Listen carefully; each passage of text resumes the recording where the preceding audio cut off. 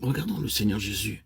Nul ne saurait dire que la vie du moi en Christ ait été semblable à notre propre vie du moi. Souillée, corrompue, pécheresse. Pas du tout. Et cependant, le Seigneur avait une vie du moi, mais une vie du moi sans péché.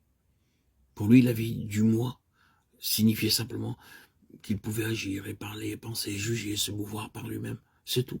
Non pas avec une intention mauvaise, ni poussé ou influencé par quelque chose de pécheur ou de corrompu, mais simplement de manière indépendante.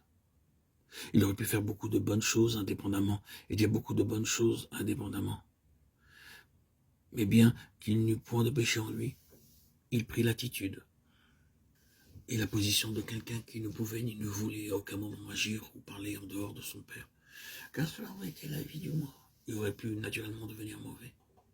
Et c'est ce que Satan cherchait. Et nous pouvons laisser cela. Mon point, c'est que vous et moi, nous ne devons pas penser à la vie du moi uniquement comme à quelque chose de corrompu. Il y a beaucoup de choses faites pour Dieu, avec les mobiles les plus purs, mais qui sont faites par nous-mêmes. Il y a beaucoup de pensées, d'idées, de jugements qui sont sublimes, magnifiques, mais qui sont nôtres et qui, si nous connaissions seulement la vérité, sont entièrement différentes de ceux de Dieu. Non, le moi n'est pas nécessairement la chose nettement corrompue.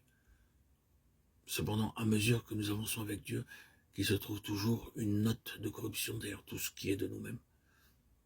Et Dieu connaît tout cela. C'est ainsi que le Seigneur place quelque chose d'absolu à la porte, même de son école. C'est le Jabbok. Le Jabbok était un affluent du Jourdain, et les faits et l'œuvre du Jourdain se trouvent là, au seuil même de l'école de Christ. Le Seigneur Jésus a accepté le Jourdain pour entrer dans cette école de l'Esprit pendant 3 ans et demi. Vous et moi, frères et sœurs en Christ, bien-aimés, nous n'entrerons pas dans cette école de l'onction d'une autre manière. Il faut qu'il en soit ainsi. Si vous et moi, nous voulons apprendre Christ, ce ne sera que dans la mesure où la nature de Jacob sera brisée en nous. Je ne vous parle pas de façon simplement doctrinale ou technique. Croyez-moi, je sais de quoi je parle. Je connais cette chose comme la plus grande réalité de mon histoire. Je sais ce que c'est que d'avoir travaillé de toutes mes forces pour Dieu et de prêcher l'évangile de moi-même pendant des années. Oui, je le sais, je sais quel labeur ardu cela représente lorsque le ciel est fermé au-dessus de notre tête. Combien de fois me suis-je tenu en chair en me disant dans mon cœur, si seulement je pouvais d'une manière ou de l'autre voir s'ouvrir cette voûte au-dessus de ma tête, et si je pouvais au lieu de prêcher ce que j'ai tiré des livres et relevé dans mes cahiers de notes pour l'étudier à fond, si je pouvais me débarrasser de tout cela et sous un ciel ouvert proclamer ce que Dieu dit dans mon cœur. Ce fut un désir ardent durant des années. Je sentais qu'il y avait quelque chose comme cela, mais je ne le trouvais pas avant d'avoir connu dans mon expérience la grande crise de Romains 6. Et avec elle, le ciel ouvert. Tout a toujours été différent depuis lors. Or, cette parole,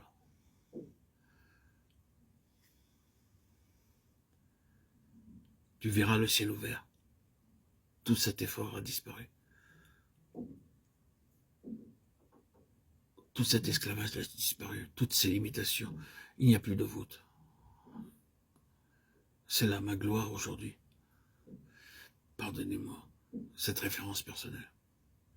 Il me fait dire cela parce que nous ne sommes pas ici pour prêcher seulement des messages. Nous sommes ici arrêtés sur la réalité de cette question du Saint-Esprit qui nous révèle directement et immédiatement Christ, et cela de manière toujours croissante. Mais cela ne peut être avant que nous soyons venus à notre Jabbok, avant que la vie de Jacob ait été mise complètement de côté dans cette crise, et que le Seigneur ait pu dire, un véritable Israélite dans lequel il n'y a point de Jacob, tu verras le ciel ouvert. Il y a cette voûte, ce ciel fermé au-dessus de ce que nous sommes par nature, mais que Dieu soit béni. La croix déchire les cieux, le voile est déchiré du haut en bas, et Christ se révèle à travers le voile déchiré de sa chair. Nous ne le voyons plus désormais comme Jésus, l'homme.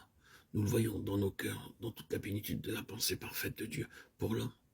C'est une chose immense que de voir le Seigneur Jésus, et c'est une chose immense que de continuer à le voir, de plus en plus.